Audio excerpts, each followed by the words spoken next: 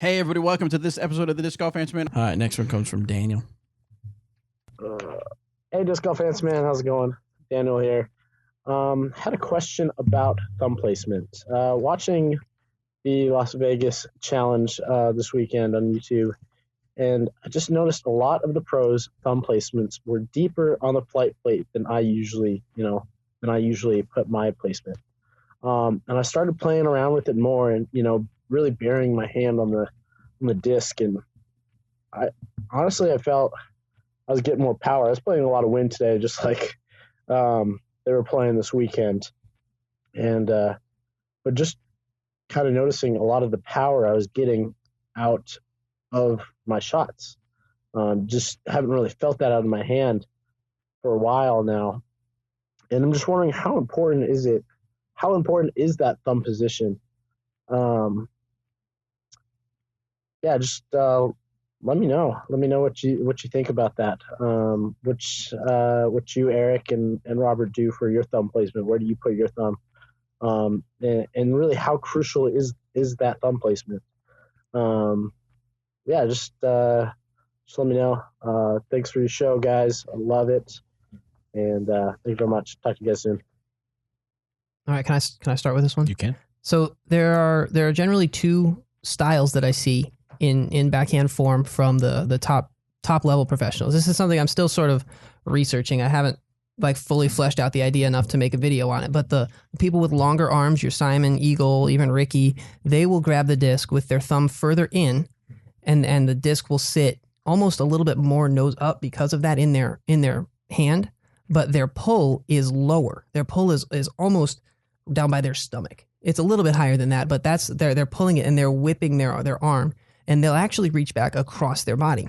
Will Schustrick does this too, James Conrad. All those real tall, lanky guys, they'll reach across and then they'll make the power pocket normal, but because their arms are so long, they get that, the flex of the disc moving back and forth creates almost like a pendulum shift, and then they can snap it out. And that really only works if you have long arms. So I've tried to teach it to people, and it really only works if you're above 6'2".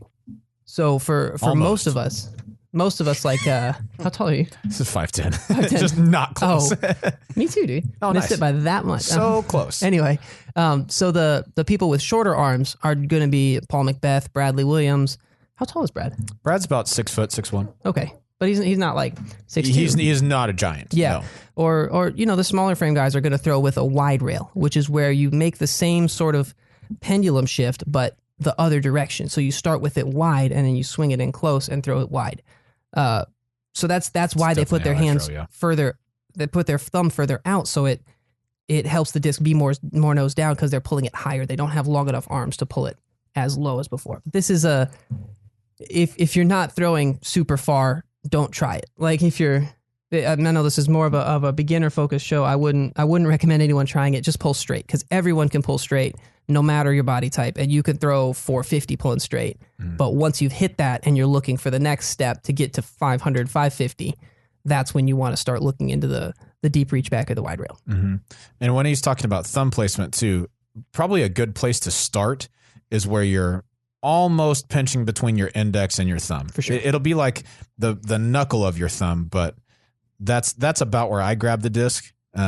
And that's what feels natural to me. I know that from where my thumb is, you don't want to be any closer to the edge of the rim than where mine is, but you could go a little bit farther if you are doing a little bit more of that kind of reaching back across your body a little bit. And more. you're not pointing your thumb directly at the middle of the disc either. It's maybe a 45-degree angle. Yeah. If you're trying that. Yep. The issue that some beginners have is where they put their thumb too close to the outer edge, and then the grip comes from the fingers into the palm. And that's really not what you're looking for, because then all your fingers are going to release at once, and it could create a little bit of wobble on it, or just not as powerful. So your force when you grip needs to be up and down between the pointer and the thumb. Yep. And that's why also if you try the deep flight plate thumb grip without knowing what you're doing, it's going to create more wobble and just mess everything up. Yeah. Excellent.